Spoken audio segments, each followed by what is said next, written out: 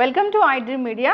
So నెల్లూరులో scrub typhus fever చాలా ఎక్కువగా ఉంది, ఎక్కువ మంది దీని బారిన పడుతున్నారని చెప్తున్నారు. అసలు ఏంటి కొత్తగా ఉన్న ఈ ఫీవర్ ఏంటి, లక్షణాలు ఎలా ఉన్నాయి, జాగ్రత్తలు ఏం తీసుకోవాలి, ట్రీట్మెంట్ అంటే ఏముంది, వివరాలు తెలుసుకుందాం. మనతో పాటు ప్రముఖ internal medicine specialist doctor Hiran S Reddy గారు ఉన్నారు. డాక్టర్ గారు నమస్తే అండి. డాక్టర్ గారు, రకరకాల ఫీవర్స్ అంటే ఇది స్క్రబ్ టైఫస్ ఫీవర్ అంటే కొత్తగా వింటున్నాము, ఏంటి డాక్టర్ గారు ఇది? స్క్రబ్ టైఫస్ ఫీవర్ అనేది vector born fever madam. Vector born అంటే మనకు పేడ పురుగులు అంటాం కదా, టిక్స్ అంటాం. సో ఆ టిక్స్ కరిస్తే వాటితోటి వచ్చే ఫీవర్ని స్క్రబ్ టైఫస్ ఫీవర్ అంటాము. ఇంకొక పేరు దీనికి టిక్ ఫీవర్ అంటాం. సో ఇది న్యాచురల్గా అంటే హ్యూమన్ అనేది న్యాచురల్ హోస్ట్ కాదు. న్యాచురల్ హోస్ట్ వచ్చేసి మనకు ఈ టిక్సే న్యాచురల్ హోస్ట్. బట్ మనకు ఈ ఇంటరాక్షన్ అయినప్పుడు ఫర్ ఎగ్జాంపుల్ ఆ టిక్ మనని కరిస్తే అప్పుడు మనకి ఈ రికెట్షియల్ ఫీవర్స్ అంటాం దీన్ని రికెట్షియల్ ఫ్యామిలీ తోటి వస్తుంది ఈ ఫీవర్, స్క్రబ్ టైఫస్ అనేది. ఆ ఆర్గానిజం మనకు ఎఫెక్ట్ చేసి దాంతో వచ్చే ఫీవర్ని స్క్రబ్ టైఫస్ ఫీవర్ అంటాం. సో ఇది అంటే ఆ ఇన్సెక్ట్ అనేది ఎవరికైనా ఒకరికి బైట్ చేస్తే వస్తుంది, కానీ చాలా మందికి ఎందుకు వస్తుంది అంటే ఒకరి నుంచి ఒకరికి వెళ్ళే అది ఉందా? ఉంటుందండి. అంటే వన్స్ ఒకరికి ఫీవర్ వచ్చిన తర్వాత తన యూరిన్ కంటామినేషన్తో కానీ స్వెట్ కంటామినేషన్తో కానీ కొన్నిసార్లు మనకు ఎక్స్చేంజ్ ఆఫ్ బాడీ ఫ్లూయిడ్స్ లేదా మనకు ఏరోజాల్ స్ప్రెడ్ తోటి కూడా అంటే బాగా గట్టిగా తుమ్మిన ఇట్లా కూడా కొన్నిసార్లు వస్తుంది. అంటే ఈ రికెట్షియల్ ఇండెక్స్ తనలో ఒకవేళ హై ఉంది, పేషెంట్కి వచ్చిన ఫీవర్లో వెరీ హై ఇన్ఫెక్టివ్ ఇండెక్స్ ఉంది అంటే ఆ రకమైన స్ప్రెడ్ కూడా మనకు చూస్తాం. అంటే జనరల్గా ఇన్ఫెక్షన్స్ ఎయిర్ బోర్న్ కొన్ని ఉంటాయి, ఎయిర్సోల్స్ ద్వారా వెళ్తూ ఉంటాయి, కొన్ని అట్లా స్ప్రెడ్ అవుతూ ఉంటాయి. అంటే స్వెట్ ద్వారా కూడా యూరిన్ ద్వారా కూడా వెళ్తాయి డాక్టర్ గారు, అది ఎట్లాగా? ఇవి పారాసైటిక్ ఫీవర్స్ అండి. ఈ ఫీవర్స్ ఫర్ ఎగ్జాంపుల్ ఇప్పుడు ఈ రికెట్షియల్ ఫీవర్స్ బాగా కామన్గా ఇట్లా స్ప్రెడ్ అవుతాయి. ఇది కాకుండా మనకు లెప్టోస్పైరా అని ఉంటుంది ఇంకో ఫీవర్, అది కూడా పారాసైటిక్ ఫీవరే. సో అందులో ఏంటి అంటే దానికి న్యాచురల్ హోస్ట్ వచ్చేసి ర్యాట్. సో ర్యాట్ యూరిన్ తోటి కంటామినేట్ అయిన ఫుడ్ కానీ ర్యాట్ ఇన్ఫెస్టేషన్ ఎక్కువ ఉన్న ఇంట్లో జనరల్లీ ఇవి చూస్తాం. సో సేమ్ థింగ్ ఇప్పుడు అమీబియాసిస్ ఉంది, అమీబియాసిస్ కూడా అంతే. అది మన హ్యూమన్ అనేది న్యాచురల్ హోస్ట్ కాదు. సో మనకేమవుతుంది, ఎంటమీబా హిస్టలిటికా తోటి కంటామినేట్ అయిన సలాడ్స్ కానీ ఇవి కానీ తింటే దాంతో మనకు అమీబియాసిస్ వస్తుంది. సో సేమ్ ఈ టేప్ వామ్ ఇన్ఫెస్టేషన్స్ అంటే మనకు ఊర్లలో వెనకటికి మనము నత్తలు అంటాం కదా, సో అవి దానికి న్యాచురల్ హోస్ట్ వచ్చేసి పిగ్స్ లేదా అదర్ మ్యామల్స్. బట్ వాటి ఫీసెస్ తోటి కంటామినేట్ అయిన గ్రీన్ లీఫీ వెజిటేబుల్స్ కానీ ఇవి మనము వితౌట్ కరెక్ట్ వాషింగ్ కానీ లేకపోతే కొన్నిసార్లు వాటి మీట్, ఇప్పుడు బఫెల్లో కానీ ఈ పోర్క్ మీట్ మనము కరెక్ట్గా టెంపరేచరు మెయింటైన్ చేసుకోకుండా సెమీ కుక్డ్ వెరైటీస్ తింటే వాటితో వచ్చే ఛాన్సెస్ వెరీ హై ఉంటాయి. ఓకే, అంటే హ్యూమన్ టు హ్యూమన్ కూడా ఇలా స్వెట్ ద్వారా వస్తుందా డాక్టర్ గారు? ఎవరికైనా రికెట్షియల్ ఫీవర్స్ వస్తాయండి, స్వెట్ ద్వారా వస్తాయి. ఇప్పుడు స్వెట్ కూడా వన్ టైప్ ఆఫ్ బాడీ ఫ్లూయిడే కదండి. ఇప్పుడు ఏరోసాల్ ఇప్పుడు తుమ్మినప్పుడు మనకు ఏదైతే దగ్గినప్పుడు మనకు ఏదైతే తుంపుర్లు ఎయిర్లో కలుస్తాయో అది ఒక బాడీ ఫ్లూయిడే. సో స్వెట్ కూడా వన్ టైప్ ఆఫ్ బాడీ ఫ్లూయిడే, యూరిన్ కూడా one type of body fluid, tears. So అలా ఈ బాడీ ఫ్లూయిడ్ స్ప్రెడ్ని మనం ఏరోజాల్ స్ప్రెడ్ లాగా ఉంటుంది. జనరల్ ఇప్పుడు ఈ స్క్రబ్ టైఫస్ ఫీవరే కాదు, ఇంకా ఏమైనా ఫీవర్స్ కూడా ఇట్లా ఒకరి నుంచి ఒకరికి వచ్చే ప్రమాదం ఉంటుందా? ఉంటుంది. Okay, yes. ఇప్పుడు స్క్రబ్ టైఫస్ ఫీవరు లక్షణాలు అంటే ఏమున్నాయి డాక్టర్ గారు? క్లాసికల్ ఫీవర్ లాగానే ఉంటుందండి. అంటే జ్వరంతో బాగా మనకు చలితోటి జ్వరం రావడము, అండ్ ఎప్పుడైతే మనకు ఇంటరాక్షన్ అయిందో సో అప్పటి నుంచి ఆల్మోస్ట్ దీని ఇంక్యుబేషన్ పీరియడ్ అంటాం. సో మన బాడీలో దాని కౌంట్ పెరిగి మనకు ఈ ఫీవర్ అనేది సిమ్టమాటిక్గా ఏర్పడడానికి ఆల్మోస్ట్ 4 to 5 days పడుతుంది. వన్స్ ఫీవర్ వచ్చాక ఫీవర్ డెఫినెట్లీ చలితోటి వస్తుంది, చలి వణుకుడు అనేది బాగా కామన్గా చూస్తాము ఫీవర్స్లో. అండ్ మనకు ఈ కళ్ళు రెడ్గా అయిపోవడం బాగా కామన్గా చూస్తాం. అండ్ ఈ స్క్రబ్ టైఫస్ ఫీవర్స్లో జాండిస్ కూడా ఎఫెక్ట్ అవుతుంది. స్క్రబ్ టైఫస్ ఫీవర్స్ మిగతా ఫీవర్స్ తోటి డిఫరెన్షియేషన్ ఎట్లా చేసుకుంటామంటే ఎప్పుడైతే మనకు జాండిస్ అనేది ఫీవర్లో కనిపిస్తుంది సో అప్పుడు బాగా కామన్గా మనము స్క్రబ్ టైఫస్ గురించి ఆలోచిస్తాం అన్నట్టు. అండ్ రూరల్ బ్యాక్గ్రౌండ్, లేదా మనకు ఎక్కువ పొలాలలో ఇల్లు ఉండడము, లేదా సముద్ర మట్టంకి దగ్గరగా ఉండడము, లేదా నేల బాగా ఇసుకతోటి నేల ఉండడము. సో జనరల్ ఇప్పుడు నెల్లూరు అక్కడ సైడ్ ఏంటి అంటే మనకు ఎందుకు ఈ ఎపిడమిక్ అనేది రన్ అవుతుంది అంటే ఒకటి వాటర్ స్టాగ్నేషన్. అండ్ నెల్లూరు చుట్టుముట్టు మీరు చూస్తే మొత్తము సముద్రమే ఉంటుంది. సో అందులో మనకు ఈ టిక్స్ అనేటివి బాగా శాండ్ లో ఎక్కువ పెరిగే అవకాశం ఉంటాయి కాబట్టి బాగా కామన్గా ఎపిడమిక్ ఉంది. అండ్ ఇప్పుడు లాస్ట్ ఇయర్ మనకు బాగా రెయిన్ఫాల్ కూడా బాగా ఎఫెక్ట్ అయిన డిస్ట్రిక్ట్స్లలో నెల్లూరు కూడా ఒకటి. సో వాటరు ఎక్కువ రెయిన్ఫాల్ ఎక్కువ ఉంటే మనకు ఇసుక కూడా బాగా ఎక్కువ ఫామ్ అవుతుంది కదా.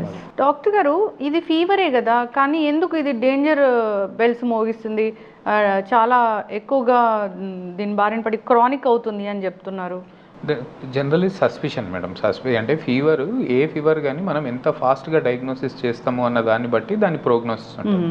ఇప్పుడు ఫర్ ఎగ్జాంపుల్ ఇప్పుడు మలేరియా ఉంది. మలేరియా మనకు ఇప్పుడు ఇవాళ మనము మలేరియా అది పెద్ద లైఫ్ థ్రెటనింగ్ ఫీవర్ లాగా దాన్ని చూడట్లేదు. బట్ ఇదే మలేరియా మనకు ఒక 15-20 years బ్యాక్ ఒక పర్సన్కి మలేరియా వచ్చింది అంటే అది కొంచెం సీరియస్ ఫీవర్ లానే ఉంటుంది. సో ఏంటి అంటే ఇప్పుడు డ్రగ్స్ కూడా ఇప్పుడు వచ్చిన మందులు కూడా బాగా స్పెసిఫిక్గా ఉన్నాయి మలేరియాకి. అండ్ ఈ అర్లీ సస్పిషన్ అనేది చాలా ఇంపార్టెంట్.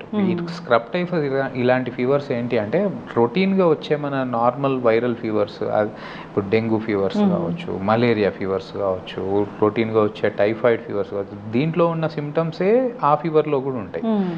బట్ వన్స్ మొత్తము ఈ రికెట్షియల్ ఆర్గానిజంది కౌంట్ మన బ్లడ్లో ఒకసారి వచ్చేసిన తర్వాత అప్పుడు ఏమవుతుంది అంటే ఈ ఫీవర్ తోటి మల్టీ ఆర్గన్ ఫెయిల్యూర్ అనేది బాగా కామన్గా చూస్తాం. First it starts with liver తోటి మళ్ళీ మనకు ఈ కిడ్నీస్ ఎఫెక్ట్ అవ్వడము, లేదా లంగ్ ఎఫెక్ట్ అవ్వడము, సెప్సిస్ కౌంట్ ఎక్కువ ఉంటే అప్పుడు బీపీ తగ్గిపోవడము, ఐసీయూ అడ్మిషన్స్ అవ్వడము, లేదా వెంటిలేటర్ పైకి వెళ్ళడము, ఈ టైప్ ఆఫ్ సీక్వెన్స్ ఫాలో అవుతూ ఉంటుంది. అండ్ దీనికి మనం పెట్టే మందులు కూడా సింపుల్ డాక్సైక్లిన్ అన్న మందు బాగా పనిచేస్తుంది రికెట్షియల్ ఫీవర్స్కి. ఫస్ట్ డ్రగ్ ఆఫ్ చాయిస్ అదే. సో అది ఎంత ఫాస్ట్గా స్టార్ట్ చేస్తాము ఆర్ మనకు సస్పిషన్ ఎంత ఫాస్ట్గా ఉంది అన్నది ఉంటుంది. అండ్ డయాగ్నోసిస్ కూడా స్క్రబ్ టైఫస్కి స్క్రబ్ టైఫస్ IgM అని టెస్ట్ ఉంటుంది. ఆ టెస్ట్ ప్రతి ల్యాబ్లో అవైలబుల్ ఉండదు. సో ఇప్పుడు కొన్నిసార్లు ఆ టెస్ట్ రావడానికి కూడా మనకు ఆల్మోస్ట్ ఒక 36 hours to 24 hours పడుతుంది.